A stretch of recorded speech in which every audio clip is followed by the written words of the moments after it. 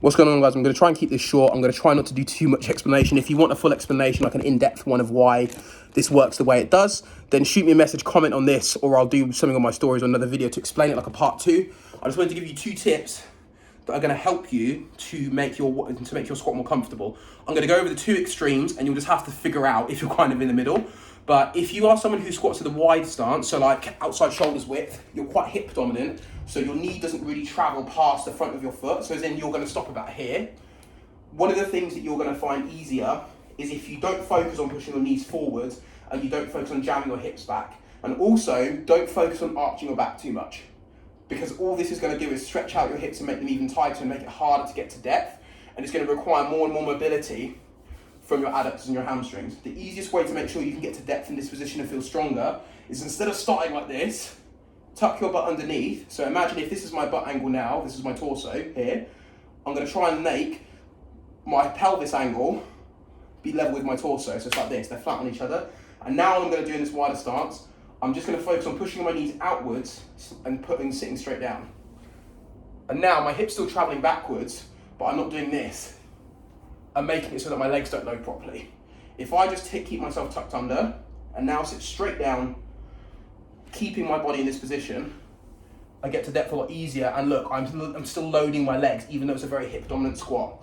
Now, the opposite would be true if you are focusing on a closer stance squat, so more of an Olympic style squat if you like, when you're front or back squatting for weightlifting, like you're about here. You're going to find that pushing your knees out aggressively isn't really going to help as much. Focusing on external rotation isn't going to help as much. And also, trying to keep this neutral position and trying to push your knees out when you're in this narrow stance isn't really going to help. Like this, it's going to actually cut off how low you can get. Like if I do this, if I tuck under and try and push my knees out like I did in the wider stance squat, now it's actually making it quite uncomfortable to get to depth. And I'm tucked under and it feels quite awkward. However, if I stand in a position that I feel comfortable in, and now from here, I just make sure that I stay braced so I don't just completely switch everything off. If I brace up, and I let my back tuck up slightly, I'm focused on just letting my knees travel forwards and loading my legs. Now, look how much better that is.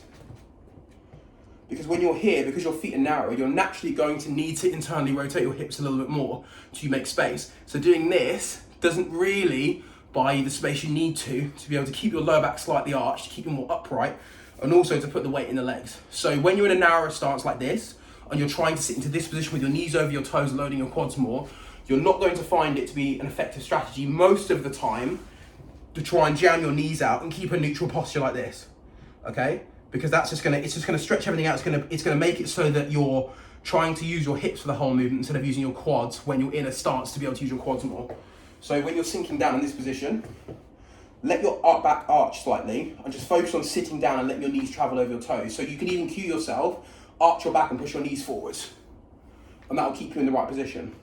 So just to summarize it, if you're in a wider stance, very hip dominant, the knee's not going to travel forwards at all, really, then try and keep a neutral spine, so tucking everything downwards and trying to really make everything level, and focus on sitting directly down and pushing the knees out. And that should help you get to depth and make it more comfortable and help you to use your hips more, like you want to, because it's a wider stance squat. If you are a narrower stance squatter, when you're here, focus on keeping and arching your back, so you've got a little bit of a tilt, so you're pushing your back a little bit to get out of the way. And then just focus on letting the knees travel forwards. The knees don't travel out, they don't travel in, you just focus on letting them go forwards. And you should find that puts you into more of a natural squatting position than trying to force your knees out loads, or arch your back as hard as possible, or tuck it under in the wrong positions.